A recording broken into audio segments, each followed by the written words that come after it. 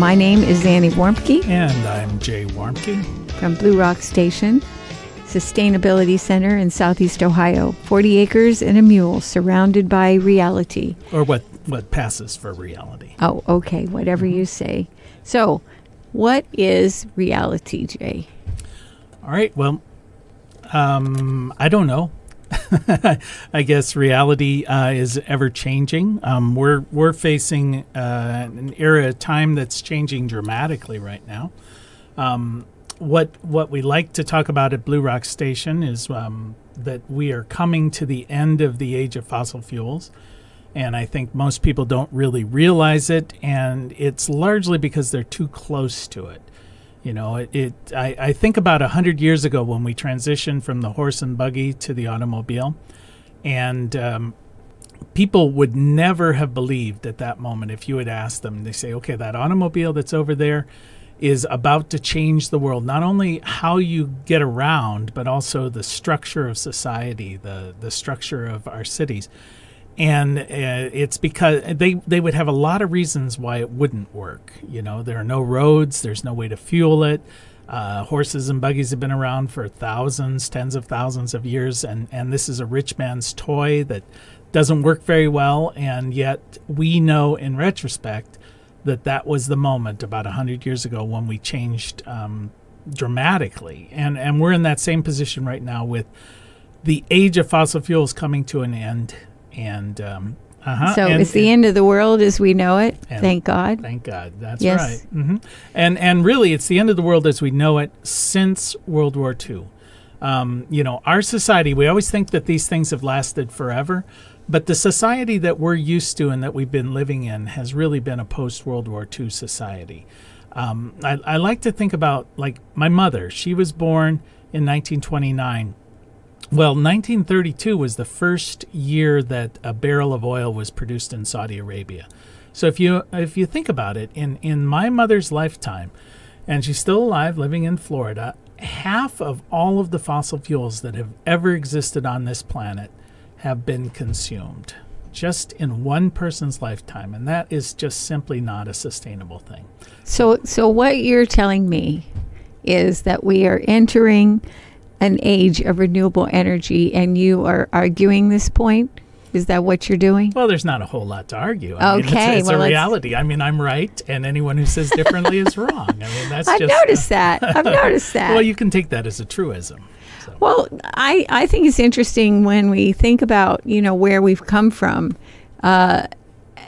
This is just my shtick anyway, is that women in the beginning of the automobile industry, women were the deciders. They had electric vehicles in the very beginning, and but nobody was going to have two vehicles. So what happened? What's the story on that? Why didn't we get to have electric vehicles from that point? Right. Well, there's that semi-famous movie of not too long ago, Who Killed the Electric Car? And it was really talking about the round of electric vehicles in the 1970s, but the electric car had been killed off earlier. In fact, the very first electric vehicles around 1900s in that decade, the majority of the cars that were out on the road were electric, and they had a lot of advantages.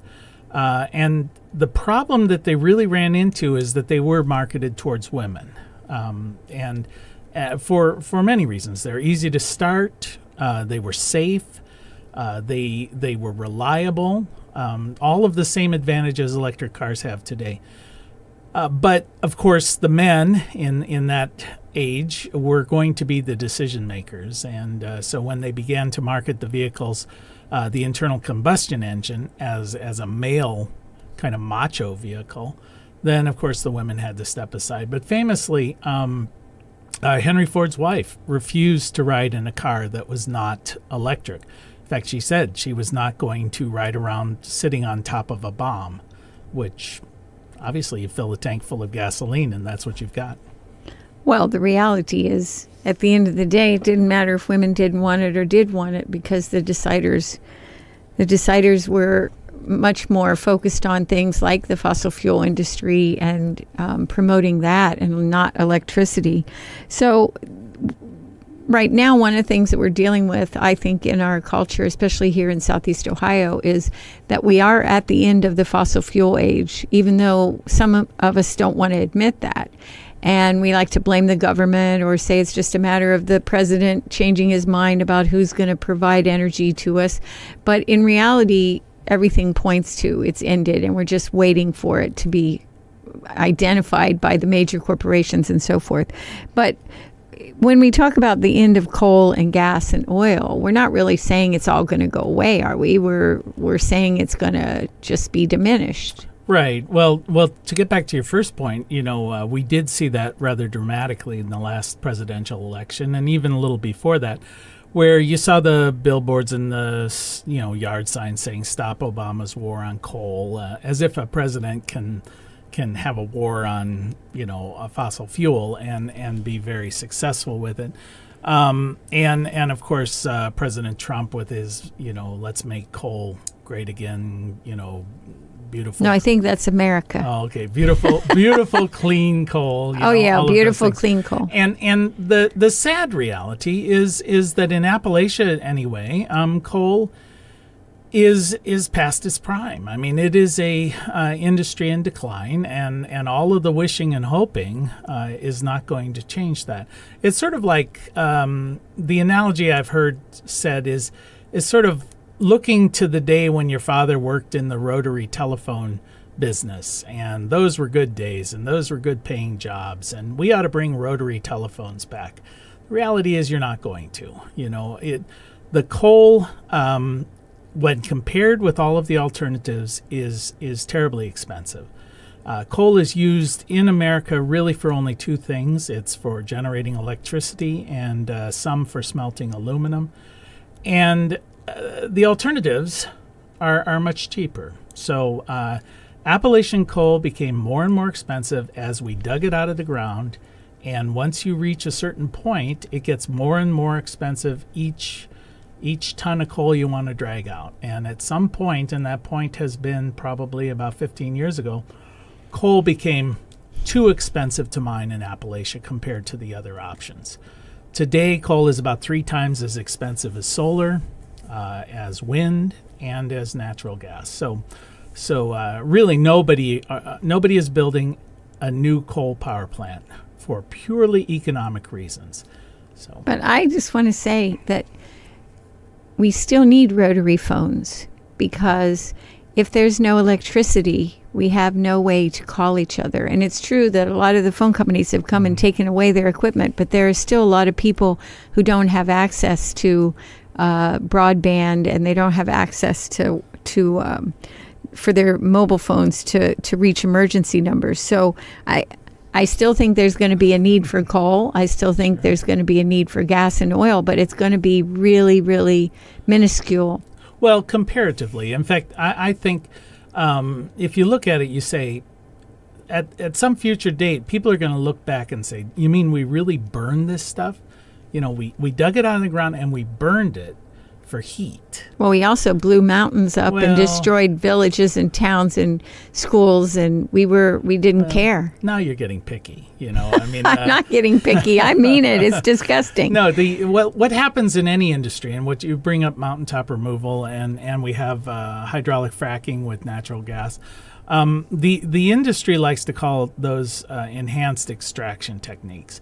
What they really are, I mean, I like to refer to them as technologies of desperation.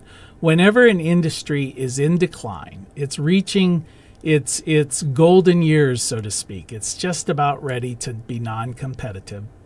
You can come up with an enhanced extraction technique that will extend the life of that industry, typically by about a year and a half, about 18 months. Mountaintop removal was an enhanced extraction technique. It was too expensive to mine it under traditional ways, and so let's just blow up a mountain and pick up the pieces. And it's a very efficient and effective way of mining. Doesn't do much for the environment, doesn't do much for the people who live around it, and of course the people who do this usually don't play nice in the sandbox. They blow up the mountain, they take the money, and then they go away. We see this with the fracking as well. This is another enhanced extraction technique. It has a limited shelf life. It's kind of an industrialization of that and of the extraction, and it'll go away just because natural gas is a declining resource, and none of these resources go away totally. It's not like we dig up everything in the ground because it gets more and more expensive. What you have to do is look at it in comparison with what are the alternatives, and when the alternatives are cheaper, you start replacing your go-to with something that is less expensive, such as in the case of fossil fuels. The environment is really focused only on wind, solar, and natural gas. Those are the only three fossil fuels that are players.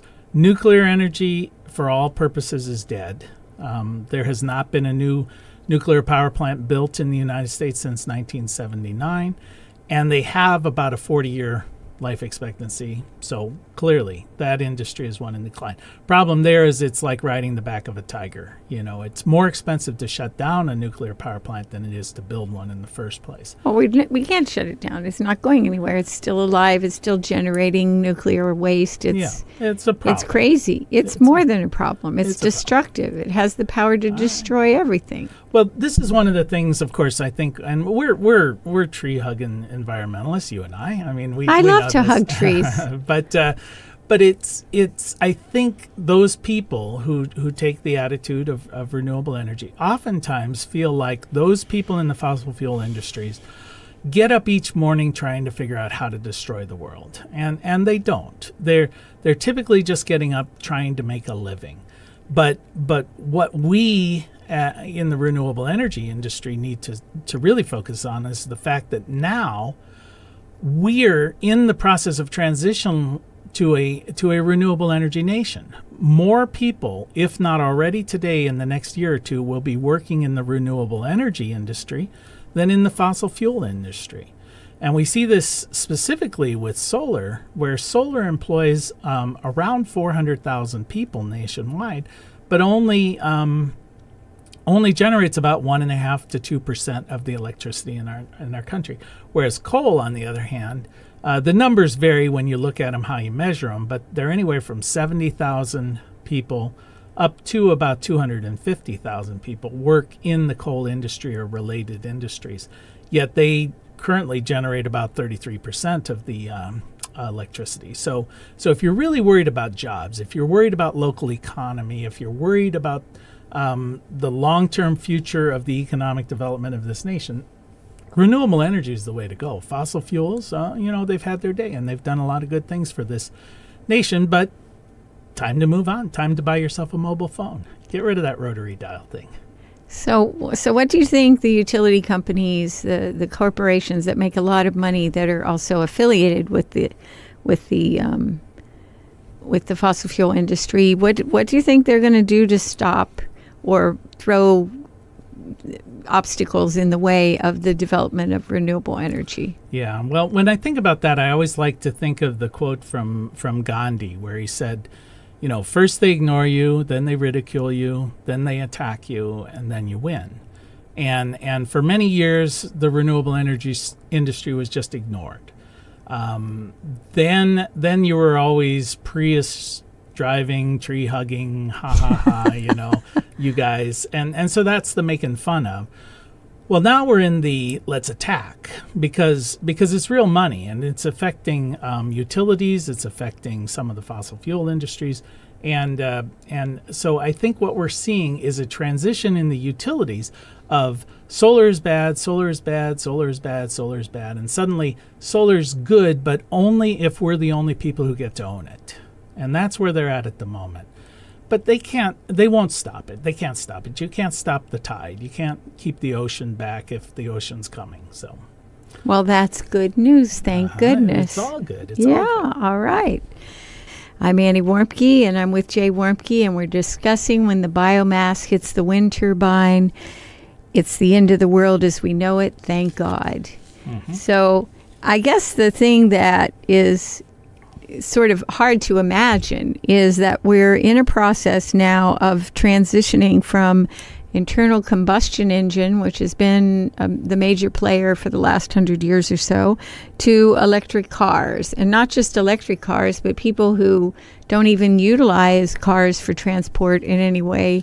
I was just talking with our granddaughter last night, where we were discussing the reason that she's decided that she's going to be 25 and she doesn't care about having a driver's license. And she talked about how she could use Uber or Lyft or Friends, and the idea that it was a strategy that worked for her because she didn't want to have the expense of a vehicle.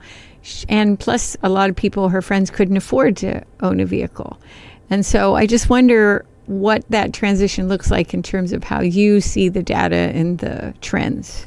Well, I mean, that brings up a number of things. One is the concept of a car as simply an app on your phone, which is really what you're saying when Catlin says she doesn't want to own a car. It is, if I need to get from here to there, all I need to do is just push this button on my phone and a car shows up and it takes me where I want to go. And that's the miracle of an Uber type thing. I don't really care about the self-driving cars. To me, that's just a fad. Well, I don't know about a fad, but it may be a fantasy similar to flying cars. You know, I'm still waiting for my flying car, and George Jetson promised me one, and I still don't see it. But there's got to be a joke in there somewhere. Well, probably. But anyway, self-driving flying cars. Yeah, there we go. There we go.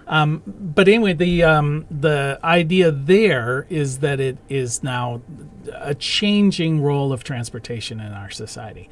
The other one, though, is a transition from the internal combustion engine to the electric vehicle. And to me, that's an exciting thing in this whole transition to renewables, because if you plug something into the wall socket in your house, you don't really care, or you don't notice if the electricity that you're using was generated with coal, natural gas, solar, or wind. It's just running an outlet in your house. But how your vehicle drives, how you transport, that's a whole different world, and that's going to be exciting. So we're seeing most of the major automobile manufacturers today announcing they are transitioning to an all-electric fleet in the not-too-distant future, within a decade and a half for sure. So where's all that electricity going to come from that we're going to have for our cars to regenerate our cars and run our homes? Where is all that going to come from? Well, electricity energy in the future is not a problem. In fact, I like to say that of all the things that exist on this planet, the one thing that comes from off of this planet is energy. And NASA did a study, and they showed that all of the fossil fuels that have ever existed on the planet, all the coal, natural gas, oil, is the energy equivalent of 3 days of sunlight. And so 3 days, meaning since the beginning of time. No, 3 days of sunlight. The energy, if you measured the energy of 3 days of sunlight, it is the equivalent of all of the fossil fuels that have ever existed on this planet. Okay. And we've used up about half of them, half of the fossil fuels. So we have created economic growth for the last 150 years since the Industrial Revolution based on monetizing a day and a half of sunlight, the energy equivalent of that. So now that we're beginning to monetize actual sunlight, its energy is almost unlimited. And we're seeing the prices come down so dramatically that the real question in the future will be, how do we deal in a reality where energy is free and everything else is very expensive? But we don't have to deal with the fact that our phone line is basically free. We have to pay for services. So isn't that how it's going? Yeah. We look at bandwidth in your telephones. Bandwidth is essentially free now, but it doesn't mean your telephone is free. In fact, we pay quite a lot more for our communication services today than we did back in the day when you had simple dial-up, plain old telephones, as they like to say. So what we will begin to see is energy will no longer in the future be sold as gallons of gasoline or kilowatt hours of electricity or even therms of natural gas. It will be sold in terms of services that don't currently exist, but we will not be able to live without them. Similar to 20 years ago, the internet didn't exist for all practical purposes. Mobile telephones did not exist for all practical purposes. But today, we would be hard-pressed to live without them. Well, one of the things that has really been important in our lives is transitioning from just getting our electricity from the normal sources and creating the ability to generate electricity from sun. And I think that was a pretty easy transition for us. We really made it a celebratory kind of thing where we had lots of former students come and help install, and we all cheered and danced when the meter started to reverse itself and put energy back onto the grid instead of charging us for it. But I don't think, I guess I worry when we get to the point which we've planned in the next 2 years, we will transition to an electric vehicle and how that's going to work. We decided when we were going to get the solar array that we would only try to utilize it for 75% of our energy needs, so that we would be forced to consider how to be conservative in our use. But now we're going to incorporate a car into that, and I just wonder, maybe people are wondering how that might work in their own lives, because you can't just go around plugging it in and not expect to pay for the electricity. Right. Yeah, we're going to, of course, for our home use, it will require us to expand the solar array. That just goes without saying. You need to see about providing the energy that we'll be using for that. I'm not quite sure how it's going to play out with charging remotely. I mean, to this point, remote charging stations have been a bit of a novelty, and they're often just put out there as a public service, or a nonprofit has put something out there, and there has not been a real metered way of charging your electric vehicle.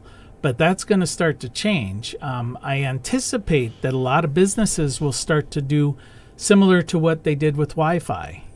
This is a way to attract you to be in my store purchasing things. So while you're recharging your electric vehicle, I'm going to provide that to you free of charge, free being in quotes, because you're going to be inside spending money on whatever it is I'm really trying, $6 cups of coffee and things like that. And a lot of folks will say, well, okay, recharging your electric vehicle takes too long. But what we're seeing is a huge change in battery technology, but also just the nature of these lithium-ion batteries is you can charge it to about 90% full very, very quickly, probably only about 10 minutes. It's that last 10% that takes hours. So what you'll probably see happening is charging stations designed to get you to 90% full. But most people are shopping their hearts out anyway, so it seems easy. But I know a few weeks ago we were in Cambridge, and we were really surprised to see that the Sheetz, it's I-70, the Sheetz place where they sell all kinds of coffee and food and gasoline, had a number of charging stations there, and it struck us as odd.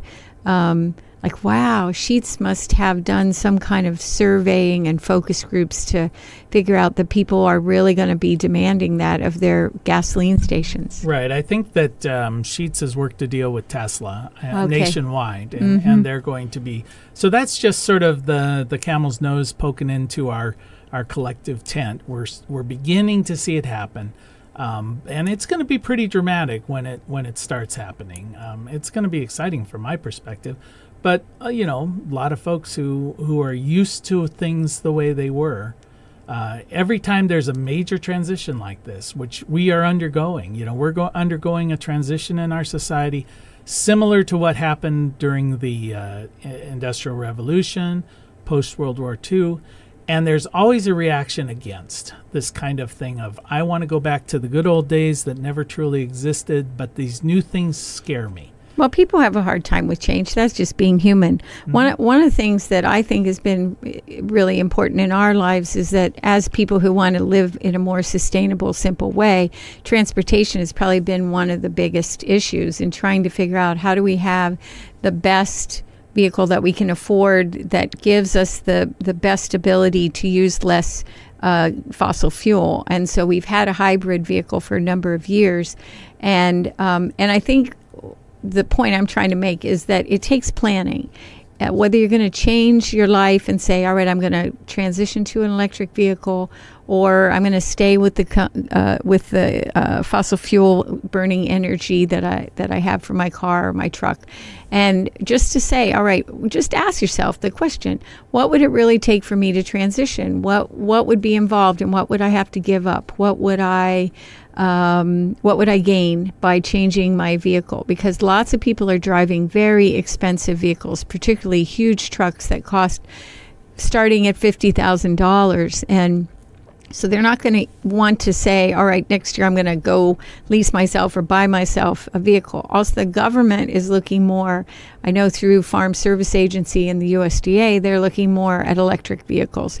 So there's a lot of things that are going to support those of us who maybe want to do some planning and want to make the transition, but do it in a way that's a lot more sustainable. Mm-hmm. I think we're going to see some help with that with groups like Tesla and even Sheetz. They want us to shop and buy things there. They're going to help us understand why we ought to be driving that electric vehicle and charging it with them. Well, the world is going to change. You know, you can embrace that change and welcome the change, or you can be like me with my mobile telephone, and I hate everything about it, and I would just assume that they all went away. So, this is just going to be our reality in the coming days, that we're going through a transition. Some people will adapt well and embrace that. Other people are going to be frustrated by it, and they're going to fight against it. So we'll all go out and buy horse and buggies and drive Scoop around. poop. Yeah, be soil farmers. That's right. All right. That sounds good to me. There's a place for it. Yeah.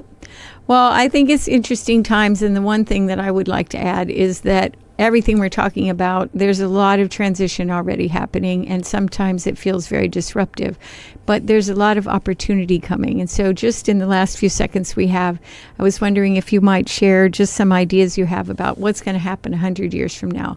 What are we going to look back? You and I'll be dead, but we might be watching from the cheap seats. So what will that be? Oh gosh, that's a big question. I mean, well, obviously, people tend to overstate what's going to happen in the long term and understate what's going to happen in the short term.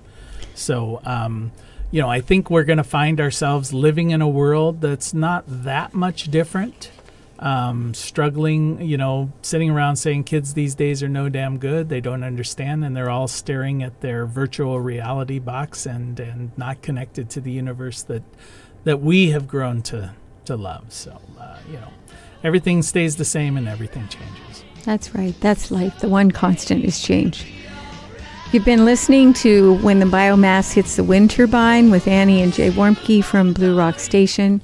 As my grandmother used to say, the secret to happiness is to play nice with others, clean up your mess, and eat your vegetables. Till next time. Mother Earth will sing, and her children will be